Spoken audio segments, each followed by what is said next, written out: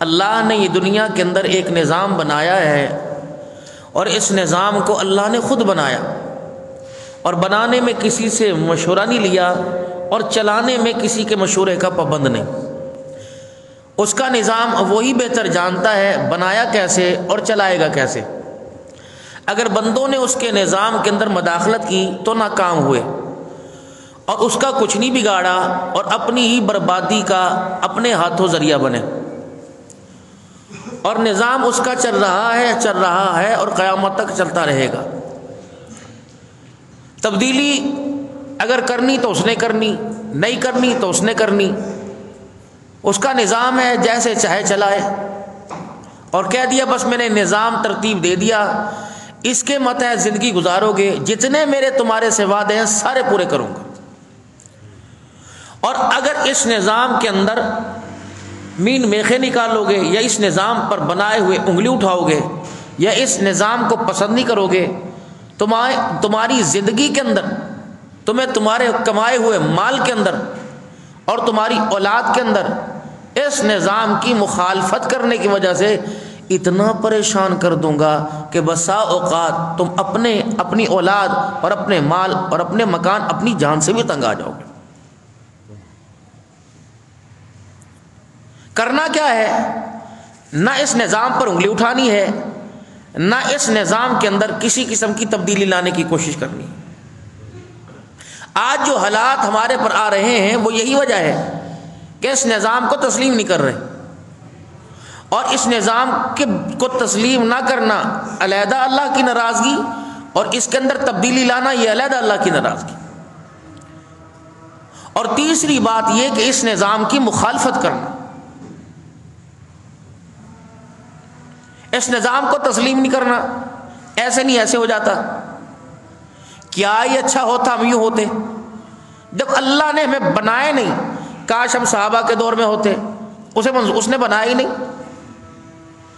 صحابہ کا دور ایک مرتبہ مبارکباد کا، جنہوں نے کلمہ پڑھا انہیں ایک مرتبہ طوبہ مبارک ہو، جنہوں نے بغیر دیکھے کلمہ پڑھا انہیں 7 مرتبہ مبارک ہو۔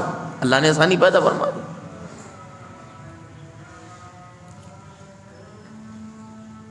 ساتھ انہوں نے دیا جن کو صحابہ اکرام کہتے ہیں، اتباع تم کرو، قیامت کے دن ان کے ساتھ کھڑا کر دوں گا۔ جو حالات صحابہ اکرام رضوان اللہ علیہ مجمعین پر آئے، ان حالات کے کیا پتہ متحمل نہ تھے؟ جتنی سختیاں انہوں نے برداشت کی، ہم تو لائٹ چلی جائے، پنکھے کے پر ہلنا بند ہو جائے یہ برداشت نہیں ہوتا، وہ قربانیاں کہاں دیتے؟ جس چیز کو اللہ نے جس لیے بنایا اور جس مقصد کے لیے بنایا، اس سے وہ مقصد لیا۔ ان کی ذمہ داری تھی، حضور کو دیکھا، قرآن اترتے دیکھا، جبرائیل محفل میں بیٹھے دیکھے، حقیقت ان کے سامنے عیا کر دی، ہر چیز ان کے سامنے کھول دی، اور ہمارے سے ہر چیز پردے میں رکھی۔ دیکھا نہیں، قرآن اترتے نہیں دیکھا، جبرائیل السلام کو آتے نہیں دیکھا، ان ساری چیزوں کے نقشے نہیں دیکھے، تم نے ماننا ہے؟ کہا ٹھیک ہے۔ فَإِنْ آمَنُوا بِمِثْلِ مَا آمَنْتُمْ، ویسا لانا جیسے دیکھا ہی نہیں تو کیسے لے کے ہیں؟ جب میں نے صداقت نہیں دیکھی، عدالت نہیں دیکھی، شجاعت نہیں دیکھی، سخاوت نہیں دیکھی، میں کیسے ایمان لے کے آؤں؟ ایمان ویسا لے کے آؤ، وَإِذَا قِيلَ لَهُمْ آمِنُوا كَمَا آمَنَ النَّاسُ، ایسے لاؤ جیسے یہ لوگ لائے۔ یا اللہ، کہاں مکہ، کہاں مدینہ، کہاں سعد بن وقاص، کہاں حارثہ، نعمان بن حارثہ، کہاں ابو عبیدہ بن جراح، کہاں ابو بکر عمر عثمان علی، میں کہاں؟ تو پیر محل، ان کے تصور میں بھی نام نہیں ہوگا۔ فرمایا کوئی بات نہیں، ان تنصر اللہ ینصرکم، تم میری مدد کرو، تم قدم بڑھاؤ میں تمہاری مدد کروں گا، راہیں میں کھول دوں گا۔ تم میرے دین کو آباد کرو، میں تمہارے گھروں کو آباد کروں گا۔ تم اللہ کے دین کو خوشحال کرو، میں تمہاری زندگی کو خوشحال کروں گا۔ وعدہ، آؤ، میرے ساتھ تمہارا ایگریمنٹ تھا کہ دنیا کی زندگی کے اندر جو کہے گا وہ کریں گے، آجو، کرتے کیوں نہیں؟ حالات کی خرابی، نظام کو تسلیم نہ کرنا، نظام کے اندر مداخلت کرنا، تیسری بات نظام کے اندر مخالفت کرنا۔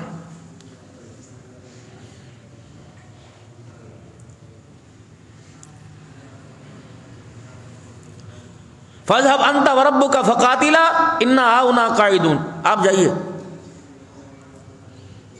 ہم نہیں جاتے. آپ تو میوے کھلانے کے لیے لائے تھے موسیٰ علیہ السلام, آپ مروانے کے لیے.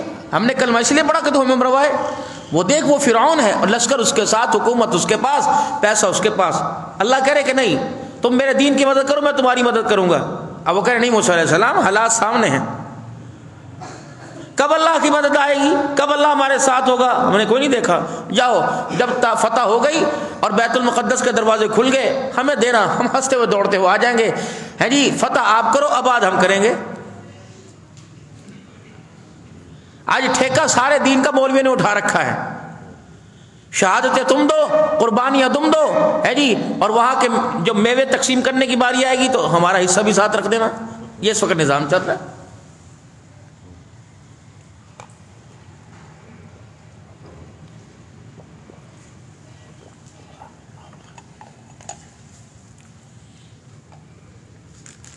اپنے آپ کو فوجی ظاہر کرنا ہے تو وردی تو پہننی پڑے گی.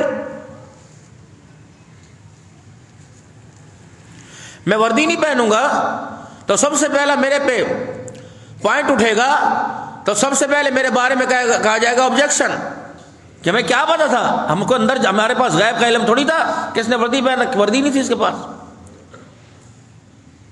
تو احترام ہو رہا ہے وردی کے اندر والے کا نہیں, وردی کا احترام ہو رہا ہے.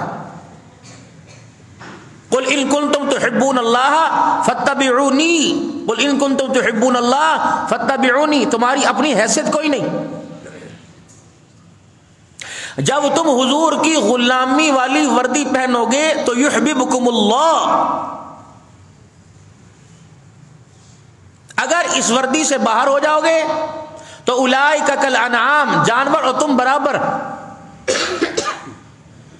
اور اگر میرے نبی کی اتباع والے لبادے کے اندر اپنے آپ کو چھپا لو گے تو پھر تمہیں میں آسمانوں سے کیا کہوں گا, وَسَمَّاكُمُ الْمُسْلِمِينَ, تم میرے فرما بردار ہو, تم میرے ہو. تمہاری چوائس وہ ہے, تمہاری پسند وہ جو میری پسند ہے. اور میرے نزدیک کائنات کے اندر اب تھی, ہے, قیامت تک رہے گی میرے محبوب کی مبارک زندگی. بس جو اس پر آئے گا وہ دنیا آخرت کی کامیابی پائے گا. اگر نہیں آتا, ان ینصرکم اللہ فلا غالب لکم, دین غالب ہو کے رہے گا, میرا دین غالب ہوگا. غالب تو اللہ کا دین ہوگا, لیکن تمہارا کچھ نہیں بچے گا, تمہارا کچھ نہیں بچے گا. جب فتح کا مرکز وہ خود بتلا دے, وہ جب خود بتلا دے کہ یہاں کامیابی ہے, یہاں تم فاتح بنو گے, یہاں تمہیں نقصان ہوگا, تو اس نظام کو ماننے کے اندر تاخیر کیوں ہو رہی ہے؟ اس نظام کو تسلیم کرنے میں, اس نظام کو نافذ کرنے کے اندر دیر کی, سوچ وچار کس چیز؟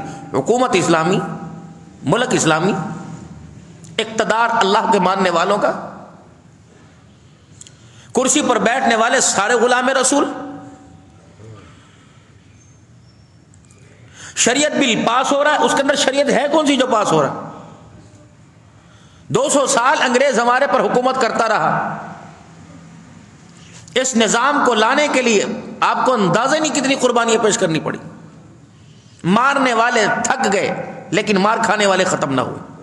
انہوں نے کہا نہیں, اس قوم کے ساتھ اللہ کی مدد ہے, اس قوم کے ساتھ رسول اللہ صلی اللہ علیہ وسلم کی دعائیں ہیں. کوئی ایسی چیز ہے جو اس نظام کو کھوکھلا نہیں کر رہی اور اس نظام کو نافذ کرنے والوں کی مدد کر رہی ہے, تو لہٰذا اپنے ہتھیار گرا دو, اپنے آپ کو سرنڈر کر دو. یہ 200 سال پہلے بھی ہوا, چند سال پہلے افغانستان کے اندر ہوا. اب ظاہری طور پر اس نظام کی حمایت کرنے والے اور ہاتھ کھڑا کر کے کہنے لگے والے یہ نظام نافذ ہونا چاہیے, تو ظاہری طور پر تو ان کے پاس کچھ نہیں تھا. مولوی تھے, سر پہ پگڑیاں تھی, کندھے پہ رومال تھے, ہاتھوں میں پتھر تھے. ہلاکت ہی ہلاکت تھی, مالٹے کی جیل تھی, تلوار ہتھیار تو دور کی بات, اسیر مالٹا. حضرت مولانا محمود الحسن صاحب دیوبندی رحمۃ اللہ علیہ اور لڑائی کرنے کا ہتھیار تو دور کی بات، شیخ العرب والعجم حسین احمد مدنی رحمۃ اللہ علیہ حضرت کے لیے تہجد کے لیے وہ جو وضو کا پانی ہوتا اس لوٹے کو بھر کر زمین پر رکھتے اور اوندے منہ دے لیٹ جاتے تاکہ پیٹ کی حرارت تپش کی وجہ سے پانی کے اندر ٹھنڈک میں کچھ نرمائی آ جائے۔ نظام یہ حضرت گنگوہی اور مولانا قاسم نانوتوی رحمۃ اللہ علیہ کو ڈھونڈ رہے ہیں، اور ہاتھوں کے اندر وہ آلہ ہتھیار ہیں، وہ ہتھیار ہیں کہ جن سے ہلاکت۔ اب یہ کیا کر رہے؟ اب نظام اللہ نے کہا ہوگا، تم میرے دین کی مدد کرو جیسے کیسے ہو۔ جب پتہ لگا کہ فوج اندر گھس گئی تو وضو کیا اور وضو کر کے مصلی کے اوپر بیٹھ گئے اور فرمایا کہ دنیا کے ہتھیاروں کے بارے میں، دنیا کی طاغوتی طاقتوں سے سنا، اور وضو مومن کا ہتھیار ہے، اس کے بارے میں جناب محمد مصطفیٰ صلی اللہ علیہ وسلم کی مبارک زبان سے سنا کہ جو انسان وضو کر لے یہ ایسا ہتھیار ہے جو فتنوں سے، پریشانیوں سے اور دشمن کی اور کفر سے اور دشمنوں کی دشمنی سے محفوظ رہتا ہے۔ مصلی کے اوپر بیٹھ گئے، جب آئی انگریز فوج کمرے کے اندر گھسی تو حضرت مصلی پہ بیٹھے ہوئے اللہ نے اس وضو کی برکت سے کرم فرمایا، ان کی آنکھوں پہ پردے ڈال دیے، کمرے میں پاس بیٹھے پوچھ رہے ہیں یا قاسم نانوتوی کہاں تھا یا گنگوہی کہاں تھا؟ اللہ اکبر۔ جب اس نظام کے ماتحت ارادہ نہیں آمادہ ہو گئے، تیاری کر لی تو اللہ کی مدد، ان تنصرکم اللہ ینصرکم اللہ فلا ان تنصرکم اللہ ینصرکم، آگے مدد اللہ کی زمین پر۔ اللہ سے ہونے کا یقین ہر کوئی بول رہا ہے، اس ہونے کے یقین کے استحضار کو اپنے دل کے اندر اتارنے کی کوشش نہیں کر رہا۔ اللہ ہے، کرتا